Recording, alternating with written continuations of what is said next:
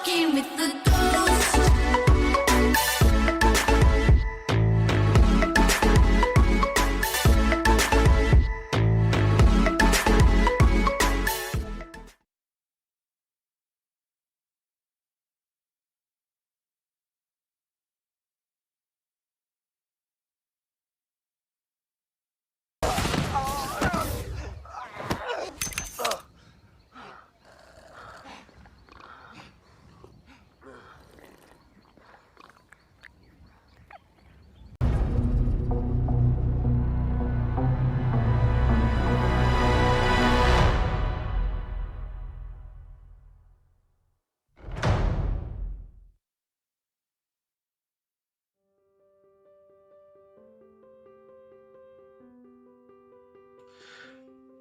Uh, I absolutely love that scene. That's my favorite scene from the this past season season episode 4. Scene from that episode 4 entitled "The Sanctuary," where you have Gina Carano and you have Pedro Pascal, duking it out, you know, throws and punches and kicks and what have you being thrown, and then they draw their weapons on each other, and then Gina Carano looks off to her side and it's like this, and then she sees, the child just chilling, sipping on some soup, and it's like as if you're saying, "Don't mind me, carry on." That scene was great, and the child is like part of just a number of. He's been involved in a number of just scenes that people are loving. Who can forget when he raised his hand to stop that butt horn in its place. And in this show, I mean, in this excuse me, in this episode, we see the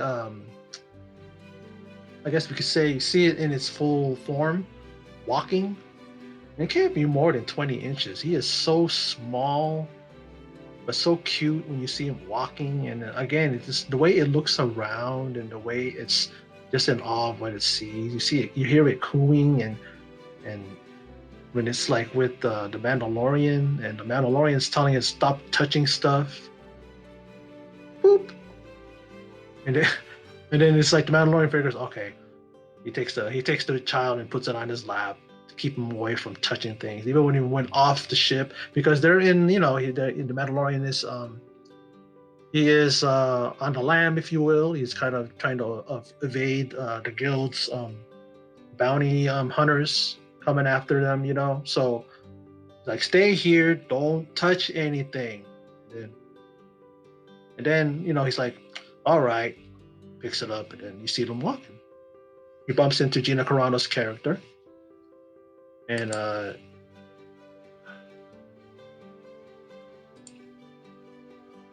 and she's known as Cara Dune, and she is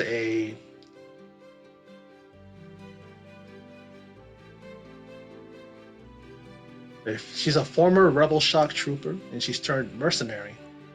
And Gina Carano, I'm a big fan of hers. I enjoy her work. She's been in the Fast and the Furious films, and she was in Kickboxer Vengeance. She was in Haywire, which was actually kind of like a starring role for her. Like, it was a vehicle for her, and she did really well. She kicked some ass in that movie. I loved it. And to see her in this, it's really great to see her, because she deserves to be out there. She deserves to be seen more, because I like her charisma. I like the way she approaches her roles. She's a decent actress. She's learning her thing, and she's not bad. You know what I mean? Some people like to say that in some movies she's wooden and she doesn't know how to act, but it's like, I'm okay with it. Like, it's like, not everybody can be great actresses. Some people have to learn while they're going, but she does fairly well. She carries her own, and especially in this episode, she's like side by side with the Mandalorian. Her character, Cara Dune. They're like engaging in firefights. They're like there's a one episode, there's one scene where she's like they're going at this at ST, and it has these big blasters on it, and they can't take it down. There's no way to take it down but to use what they used, and they dug a deep hole. It was filled with water, and there's a point when she's like, goes to create a diversion. She goes right in front of that ST, and she's engaging it. She's ducking. She gets up. She tries to blast it and everything. Trying to get it to. That was her goal. Trying to get the NST to step forward so they can fall in that watery hole. And when it finally does, the Mandalorian comes over and he plants a bomb on it and it blows it up. They take it out, and then that's how they were able to take on these. What do they call those raiders? Those they're referred to as the Tuscalorians or something like that. I'm trying to remember the name because I looked up the name because I just wanted to know what they were named. Known as the Tuscalorians, I believe that's what their name is. Maybe I'm close. I don't know if are they related to Tuscan warriors? I mean Tuscan raiders. From Star Wars. But in this episode, he's on the lam. He's trying to evade, the guild's bounty hunters who pretty much put a bounty on him. You saw that in the last episode, and he meets Cara Dune. Then he meets this widower.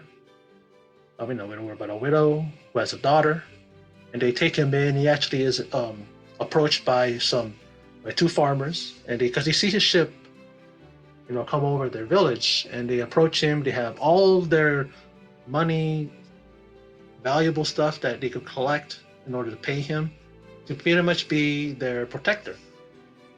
He doesn't want to at first, then realizes that, it's a remote village because they want to be off radar. They don't want those guys to find them. So he's like, okay, he agrees, and then the widow prepares a room for him, so that he can shelter for both the Mandalorian and the child. The daughter really takes a liking to the child and the children in the village.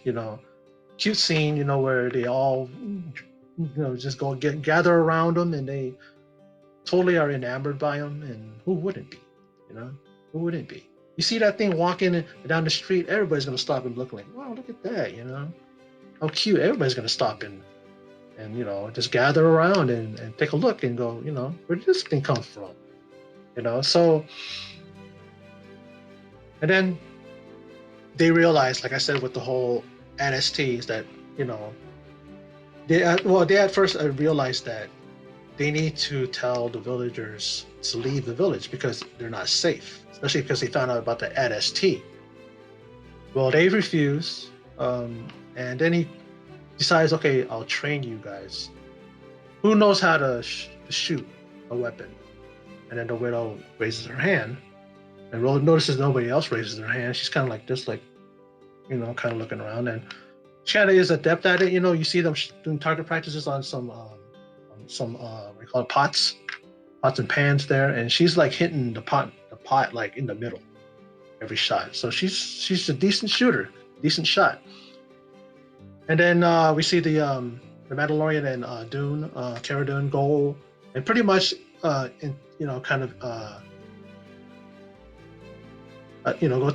to the Raiders' lair, if you will, where they're at, and try to entice them to follow them. Entice them meaning pretty much blow up their place there, kind of get these guys to come after them. And before they are able to even get out of there, they barely get out of there.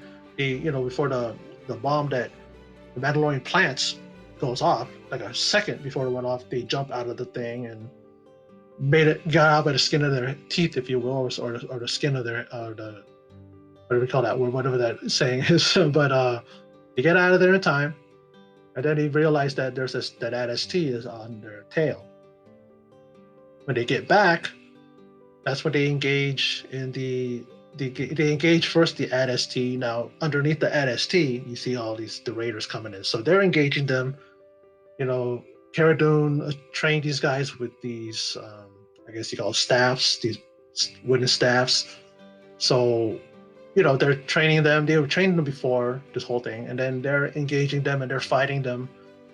Uh, taking out as much of the raiders as they can, but the focus is on the ADST because the ADST needs to be taken down. Because you take them down, that's pretty much you're taking about at least like 75% of their advantage, their power. That's in that ADST. Like I said before, they were able to take it out, and then they were able to take out more of those raiders before a few of them that were left just hightailed it. And then this whole thing that they did, it ended up bringing peace to the village. Now they want, in the end, they're very thankful, and they offer the Mandalorian and the child a permanent home. Now, at first, the Mandalorian is like, okay, I'll leave the child here because being by my side and you know the way my life is, I can't, I can't, bring, take the child and have him go through that, because like I said in past episodes that I've been doing, he has a heart and he really cares for the child.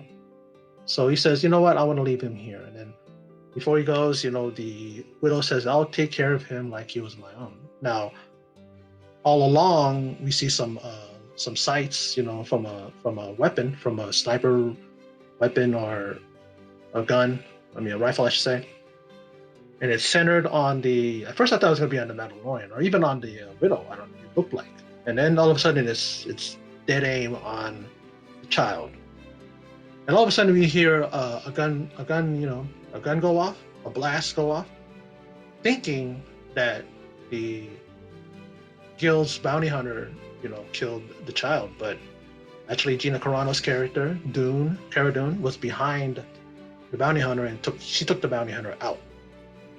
Seeing this, the Mandalorian realizes that he's being tracked. He even finds that little tracking device and throws it on the ground and crushes it underneath his feet, underneath his boot. And he realizes that the child is not safe there because if the child is there, more bounty hunters will come. And the bounty hunters are not going to be remorseless to the village. He'll probably take them all out. They're probably going to try to protect it, and then they're going to probably do some bad things to the villagers in order to get the information as to where the child is. So the Mandalorian just decides he's going to take the child with him.